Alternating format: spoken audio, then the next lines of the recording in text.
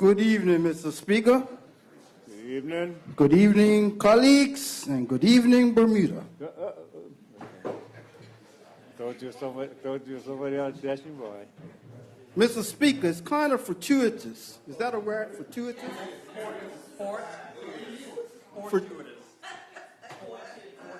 Fortuitous. Speak to the chair. Fortuitous that tonight's biggest discussion was about tax. Because my talk tonight is about tax. Mr. Speaker. Now you don't want to go back over a debate that's been concluded. You know, you could have participated at that point. So just watch what line you take. No. Let's be clear. I ain't talking about that. I'm talking about some other tax. Okay. Mr. Speaker, you ever heard of robbing Peter to pay Paul? Well, let's talk about people that have robbed Peter and they have robbed Paul. In July 2013, exactly, double robbery, triple even. In July 2013, the OBA began a program called, in conjunction with the BTUC, began a program called Furlough Days, where they took 4.6% of all public sector workers' pay. That equated to $1.75 million per month. That equated to $2.21 million per year. That lasted from July 2013 until May 2015. So in totality, it was 20 months at $1.75 million. That will be $35 million approximately that they took from the public sector workers. They got kind of addicted to that money because they're like, oh, all this extra money coming in. Was it not?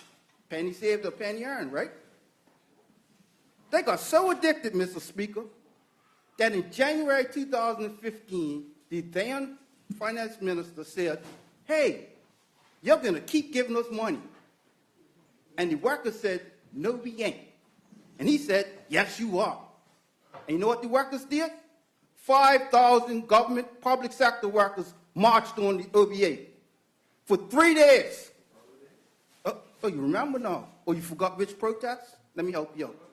January 2015. Speak to the chair. Speak to the chair. Member, speak to the chair. Speak to the chair. Don't get caught up in side conversations. There were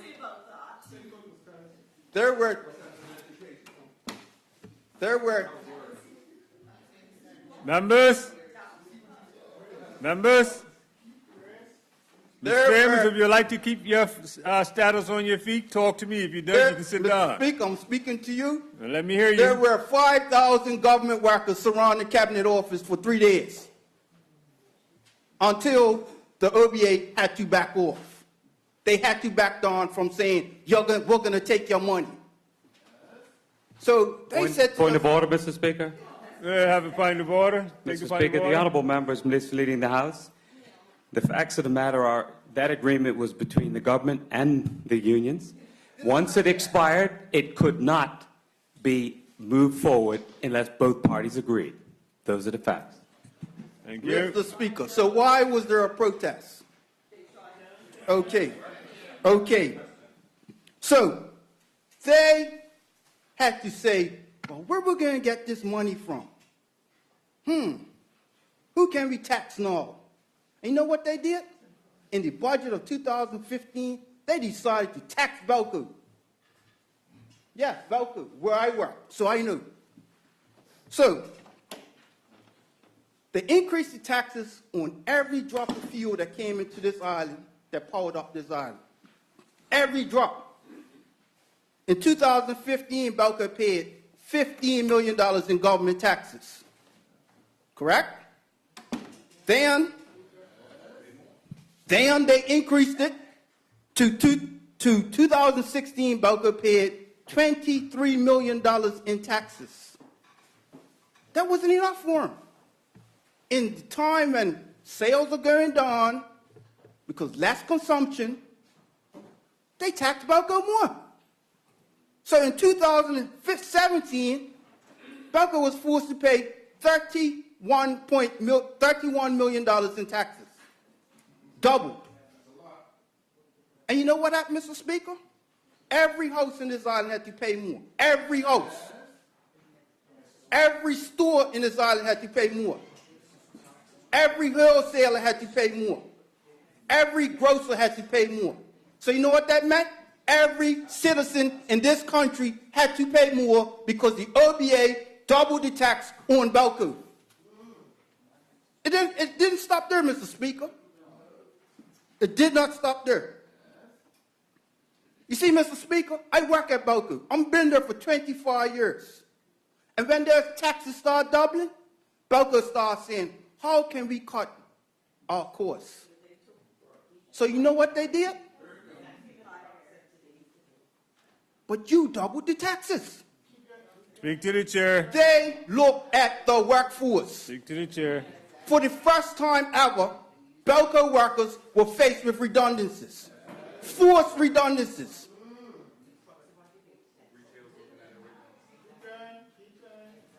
Mr. Speaker, the same people who claimed that they were going to create jobs cost people jobs at Belco. People who have been there for 20 years lost their jobs. People who had their careers lined up at Belco. There's no other Belco around here for people to say, well, I'm a power engineer, so let me go work there. No. But they're going to say, we save jobs. Mr. Speaker, let me go a little further. In the 2018 OBA throwing speech reply, they wrote, and I quote, it was the OBA that tackled rising energy costs. How could you write something like that when you doubled energy costs? How could you? Totally false. Totally untrue. In parliamentary language, totally misleading. And in unparliamentary language, lies, lies, lies. Let's keep it parliamentary. You know how this has been proven to be true? Last week, Friday, there was an interview right outside of this chamber by ZBM's Gary Moreno.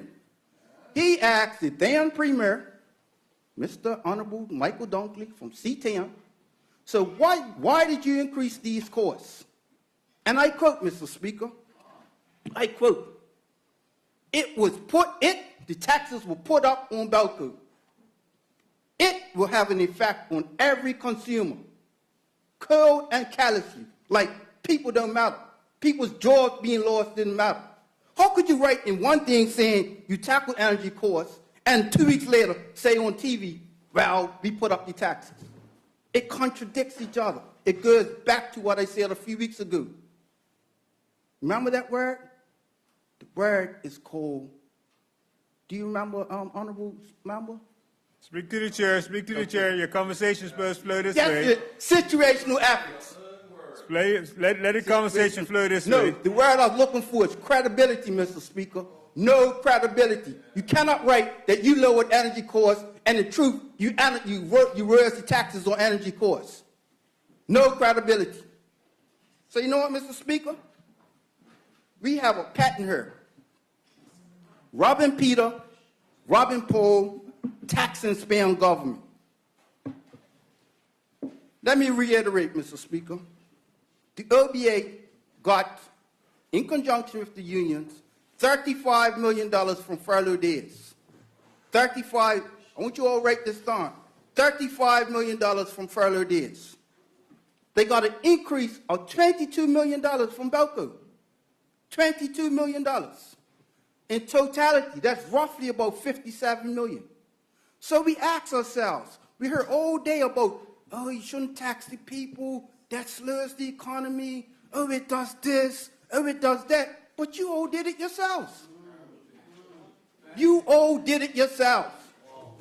So all of this hyperbole during the day, Mr. Speaker, all of that has no credibility. All of that amounts to nothing. Because when you tax people, when you cause groceries to go up, when you cause seniors not to be able to buy pawpaws, that's because of your taxes. All that tax you collected, not $1 went to the seniors. Besides, the end of your term when you were desperate for votes. Correct me if I'm wrong. 0, 0, 0, 0 geared to seniors. Took it all. And where did the money go, Mr. Speaker? Where did the money go? Follow the money, Mr. Speaker. $57 million in taxes from the workers, the government public service workers, and $22 million from Belco. Where did that money go? It didn't go to seniors. It didn't go to the schools that you're all now suddenly concerned about. None of that went to the schools. Where did that money go? It didn't go to those houses up Dockyard. Where did the money go? The money went up Dockyard, but not to the houses. I want somebody to point over to me and say, that's not where the money went. I'm waiting for the point of order.